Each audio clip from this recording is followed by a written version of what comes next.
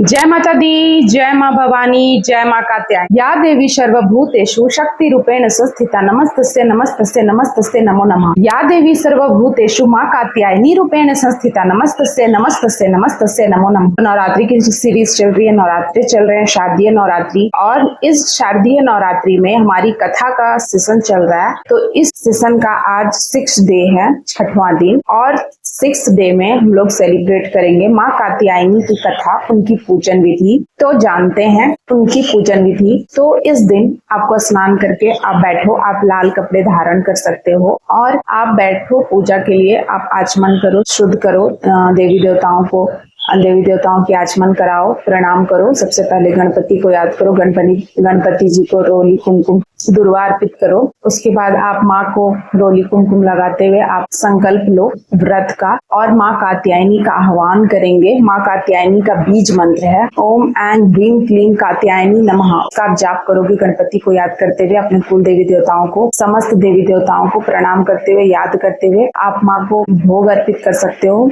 माँ को लाल गुड़हल या गुलाब के फूल आप इस दिन जरूर आप अर्पित करो। आप माँ को पीली वस्त्र भी भेंट कर सकते हो। उसके बाद माँ को भोग देने के बाद आप जो भी नियमित पूजा करते हो, सप्तशती को कीलक, अर्गला, कवच वगैरह करते हुए, स्तुति करते हुए माँ की आपको पूजा करनी है। माँ की सप्तशती का 12वां अध्याय इस दिन अवश्य पढ़ना चाहिए आपको। और माँ की जो प्रार्थना है वो इस प्रकार है। वंदे वांछित मनोरथ चंद्रधिकृत शेखरा सिंहारूढ़ा चतुर्भुजा कात्यायनी यशस्विनी।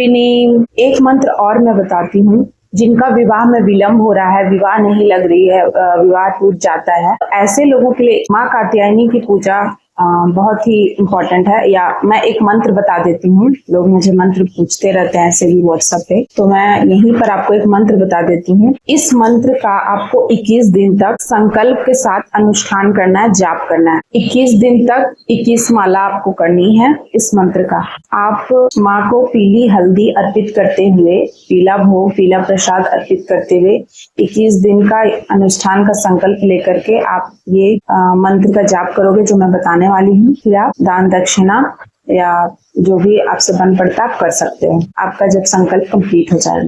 माना जाता है कि ये जो मंत्र है ना, ये गोपियां जो हैं कृष्ण को पति रूप में पाने के लिए इस मंत्र का प्रयोग की थी, तभी इस मंत्र का प्रादुर्भाव हुआ। ओम क्लीं कात्यायनी महामाये महायोगीधीश्वरी नंद गोप संतु देवी पति में कुरुते नमः क्लीं ओम। तो इस मंत्र का आपको हल्दी की माला पे भी आप जाप कर सकते हो, नहीं है तो आप रुद्राक्ष की माला पे जाप कर सकते हो। लेकिन हल्दी की माला अगर आपको मिल जाती है या आपके पास है तो फिर आप उससे आप 21 माला 21 दिन तक का संकल्प लेके आपको ये अनुष्ठान करना है। कहा जाता है कि जो मैंने आपको मंत्र बताया, इस मंत्र का निष्ठा पूर्वक जाप करने से मनवांछित वर की प्राप्ति होती है। जैसा कि मैंने मंत्र में बताया कि माँ जो है वो सिंह पे सवार है, शेर पे सवार है। माँ के सिर पे हमेशा मुकुट होती है। माँ दुर्गा का ये जो दिव्य और भव्य स्वरूप है, ये अर्थ, धर्म, काम और मोक्ष की आपको प्राप्ति कराने वाला ये स्वरूप। मतलब अगर आप इनको भजते हैं, इनको आप ध्यान करते हैं, इनका आप जाप करते हैं, तो फिर आपको अर्थ, धर्म, काम और मोक्ष से मुक्ति मिलेगी, इनकी आपको प्राप्ति होगी। माता जो है, माँ कात्यायनी जो है, वो रोग, संताप और शोक को नष्ट करने वाली है, शोक और दुख का विनाश करने वाली है। एक कथा ये भी जुड़ी हुई है कि कार्तिक गोत्र में विश्व प्रसिद्ध महर्षि ऋषि कात्यायन ने एक पुत्री की इच्छा रखी। उनकी कोई संतान नहीं थी। उन्होंने माता की आराधना की, माता की उपासना की। माँ जो है पुत्री के रूप में, जगदम्बा माँ आदि शक्ति ऋषि कात्यायन के यहाँ पुत्री के रूप में उन्होंने जन्म लिया, और इस प्रकार उन्हें संतान सुख भी दिया और उनकी जो कठिन तपस्या थी उसका फल दिया, और जिससे ऋषि महर्षि कात्यायन जो है वो, और इस प्रकार महर्षि कात्यायन माँ को, जगदम्बा को अपनी पुत्री के रूप में पाकर उनकी जो कठिन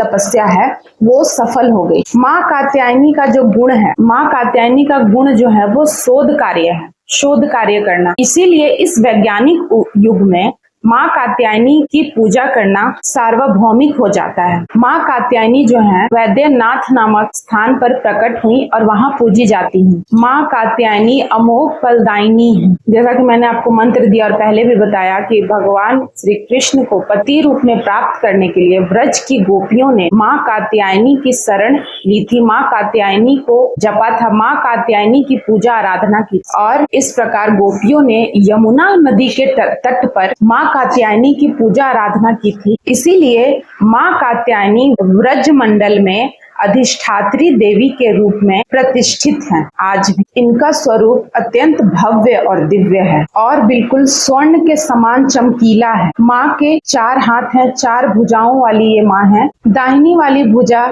में एक भुजा जो है वो वर मुद्रा में है और दूसरी भुजा जो है वो अभय मुद्रा में। माँ के बाएं हाथ में, ऊपर वाले हाथ में तलवार है और नीचे वाले हाथ में, नीचे भुजा में माँ के कमल है। इस प्रकार माँ सुशोभित हैं। तो आज की कथा यहीं समाप्त होती है। कैसी लगी आपको माँ कात्यायनी की कथा? शारदीय नवरात्रि आप लोगों का सफल हो, मंगलकारी हो और आपकी जो भी मनोवांछित इच्छा हो, जो भी आपकी किसी भी तरीके की इच्छा वो पूर्ण हो, यही माँ से मैं विनती करूंगी। जय माँ कात्यायनी, जय माँ भवानी, हर हर महादेव।